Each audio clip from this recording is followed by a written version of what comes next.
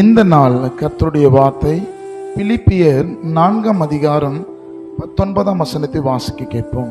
உங்கள் குறைவு எல்லாம் கிறிஸ்து இயேசுவுக்குள் மகிமையிலே நிறைவாக்குவார். ஒருவேளை குறைவின் மத்தியில இந்த வார்த்தைகளை நீங்க கேட்கலாம். குறைவின் மத்தியில இயேசுவிடத்தில் போய் கல்யாண வீட்டில நடந்த அந்த குறைவுகளை தன் தாயார் இயேசுவிடத்துல சொல்லப்படும் போது அங்க திராட்சரசம் குறைவுபட்ட வேளையில குறைவுகளை கர்த்தர் நிறைவாக்கினார்.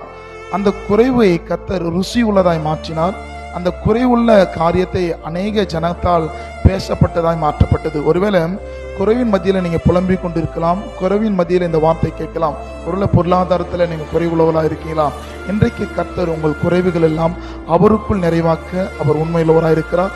சந்தோஷத்தோடு கூட கடந்து போங்கள். கர்த்தர் உங்களை ஆசீர்வதிப்பார். ஆமென்.